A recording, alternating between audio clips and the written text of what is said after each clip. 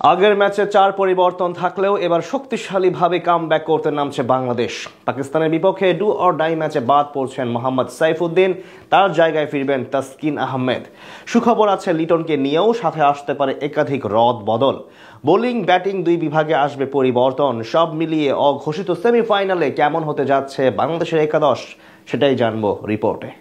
ভারতের সাথে হেরে সহজ পথকে কঠিন করে তুলেছে বাংলাদেশ। সুপার ফোরে এখন ফাইনালে যেতে হলে পাকিস্তানের বিপক্ষে অঘোষিত সেমিফাইনালের লড়াইয়ে নামতে হবে লাল সবুজ প্রতিনিধিদের। আর এখানেই একাদশ নিয়ে সকল প্রকার পরীক্ষা নিরীক্ষা বাদ দিয়ে নিজেদের সেরা 11 জন নিয়ে মাঠে নামবেন হেড কোচ ফিল সিমন্স। আগের ম্যাচে 4 পরিবর্তন নিয়ে হার্দিকদের বিপক্ষে লড়াইয়ে নামে বাংলাদেশ, যেখানে ছিলেন না অধিনায়ক লিটন কুমার দাসও। তার পরিবর্তে ক্যাপ্টেন্সির আর্মব্রাঞ্চ ছিল জাকের আলী উনিকের কাঁধে। তবে এই ম্যাচে সব ধরনের পরীক্ষা নিরীক্ষা বাদ দিয়ে শক্তিশালীভাবে কামব্যাক করতে চাইবে লাল সবুজ প্রতিনিধিরা, যেখানে ওপেনিং এ স্বাভাবিকভাবে থাকবেন টানা 2 ম্যাচে হাফ সেঞ্চুরি করা সাইফ হাসান। ব্যাট হাতে দারুণ ছন্দে আছেন ডানহাতি এই ব্যাটার, তাই পাকিস্তানের বিপক্ষেও তাকে অবদান রাখতে হবে সামনে থেকে। সাইফের সাথে কে থাকবেন সেটাই আপাতত বড় প্রশ্ন।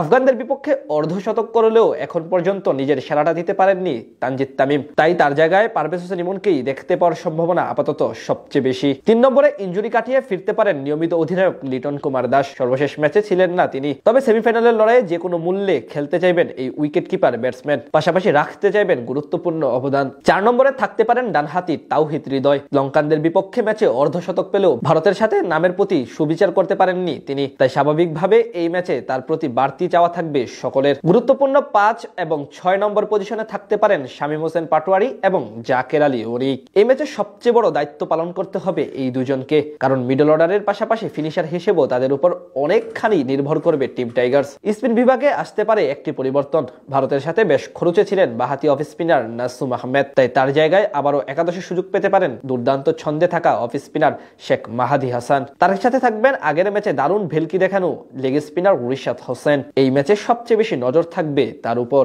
এদিকে পেস ইউনিটেও বড় পরিবর্তন দেখা যেতে পারে পাকিস্তানের বিপক্ষে ম্যাচে। আগের ম্যাচের একাদশ থেকে বাদ পড়তে পারেন অলরাউন্ডার খ্যাত মোহাম্মদ সাইফুদ্দিন।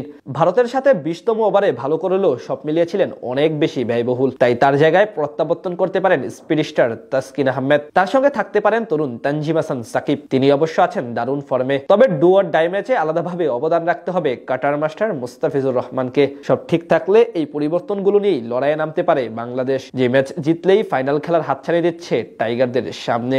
ভারতের সাথে হেরে সহজ পথকে কঠিন করে তুলেছে বাংলাদেশ। সুপার ফোরে এখন ফাইনালে যেতে হলে পাকিস্তানের বিপক্ষে অঘোষিত সেমিফাইনালের লড়াইয়ে নামতে হবে লাল সবুজ প্রতিনিধিদের। আর এখানেই একাদশ নিয়ে সকল প্রকার পরীক্ষা নিরীক্ষা বাদ দিয়ে নিজেদের সেরা 11 জন নিয়ে মাঠে নামবেন হেড কোচ ফিল সিমন্স।